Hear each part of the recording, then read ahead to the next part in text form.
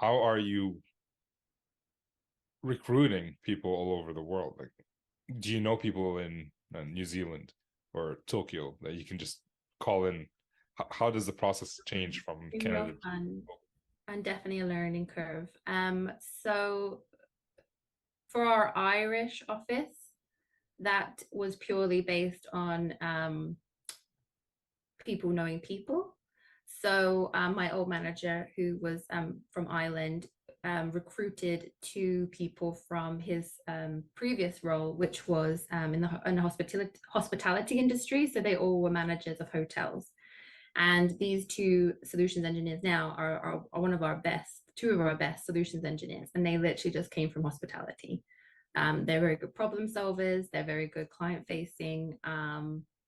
And so it's really just giving a chance for people who want to change industries. They were kind of sick and tired of like the grunt work of working in hospitality, and they kind of wanted to sit down, job desk, a job at a desk. So that's kind of how we got someone in that region. In Australia, that was really, really difficult because we were like focusing on Sydney, but it was they were very expensive. There was a lot of tech companies who wanted people in Sydney because of the trying to get that 24/7 support. So we actually just started looking at different regions of Australia. So then we've just hired two solutions engineers in Brisbane. One of them straight out of university, very, very little, well, has no experience in SaaS or sales, but she has a great personality, has some customer service experience, and she could provide a very good kind of like demo of an app that she used. And then the other solutions engineer comes from like a content provider, that so he has experience. Okay.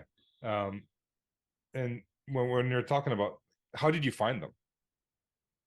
So we have a fantastic talent acquisition team at Absorb, which has really grown because we've actually grown phenomenally in the past 2 years from 150 to 400 employees globally. So they post in all the different websites on LinkedIn. I have a talent acquisition person that I work with that literally goes and searches LinkedIn for anyone who has like some of the experience that I want, and then they'll reach out to them like, have you thought about this role before? Yeah, so we kind of have different ways of doing it. Oh, I'm on mute. Yeah. My wife turned on the washing machine right next to my ear. oh, that's so funny. Do you hear it? Anybody hears it? No? No, Okay, cool. That's the downside of working in a basement. I am right by my laundry as well. Yeah. So it sounds like you're hiring a lot of not inexperienced, but like brand new people into the role.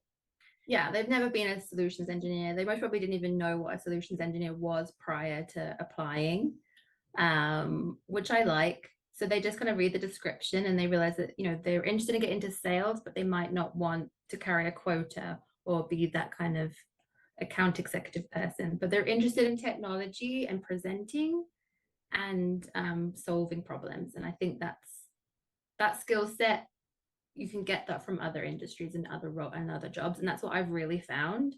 um just give someone a chance and they can apply their skills to this role, and I learn from them and they learn from me, and it's a beautiful journey. Well, I love that you're doing that, mainly because Mhm. most of the managers that I talk to are looking for SEs between 5 to 30 years of experience in things that didn't exist, and like 20 years of customer facing experience, 40 years of talking and stuff like that. Why Yeah. did you make the decision to go that route? To be completely honest, it is the pay. We're on the lower side of competitive in Canada. I have to get creative in who I can employ. Well, Yeah. that's fair. So I know a lot of people trying to break into sales engineering, and you're basically providing a university for them to, Yeah. like a real life university where you actually go in and demo a product to a customer, not just Yeah. a training. But which I guess that's my question. If you're bringing in brand new SEs, how are you setting them up for success within your organization? What training do you provide? Yeah, and we've actually really kind of got better at that. So before it was very much I threw them into the wolves the wool A's being the wolves, and they just had to kind of figure it out. And I was there to kind of provide knowledge on the system, or make sure they didn't have any barriers to getting the information they needed. Now we have a big enough team and we're scaling that team. We've thought more thoughtfully about it. So we've actually developed like a competency framework and different levels of solutions engineering. So we just rolled that out like a couple of weeks ago.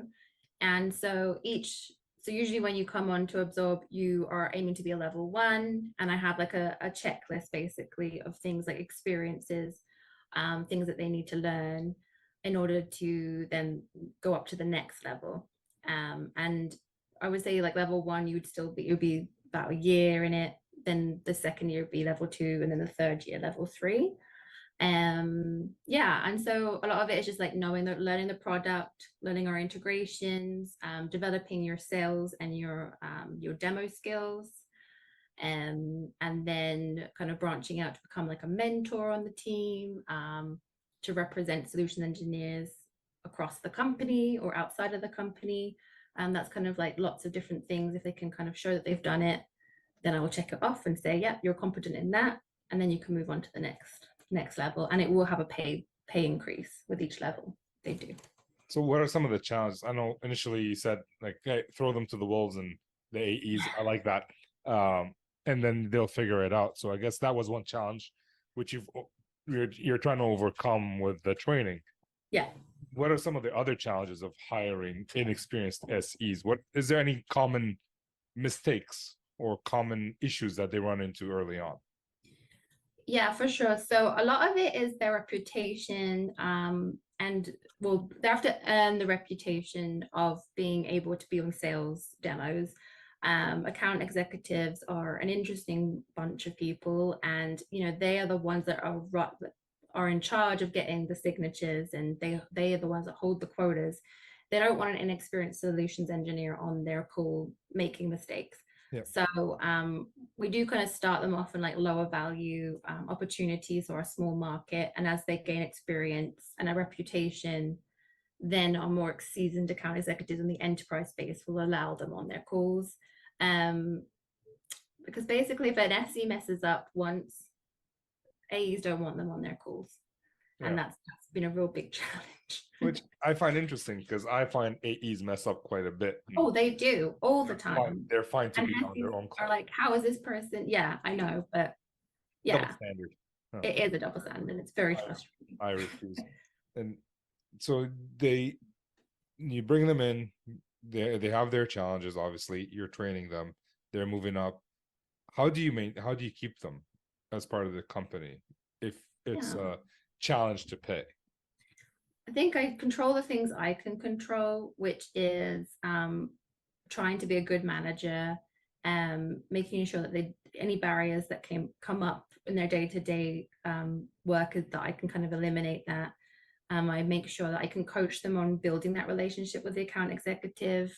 I've been with the company for 11 years, so I know a lot of people. So if they're like, I need to find information about XYZ, I can usually help them get there.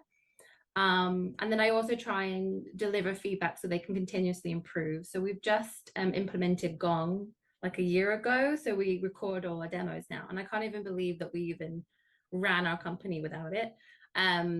So I'm able to like look at their calls, provide feedback, and that's kind of why I do like to hire new people to the industry, or new to solutions engineers, because there's just so excited to have this role and learn and develop. And that's what I can control. I can control that when they're on my team and during the time that they're a solution engineer at Absorb, that I know that they're going to develop and they're going to be better off when they leave the team, and they're going to be better for the next opportunity.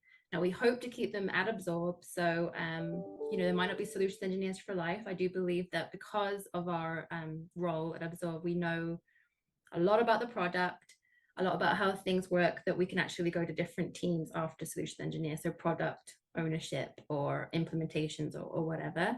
And I always discuss that with the individual, like what is your life plan? And I try and help them. So I can control that area of it.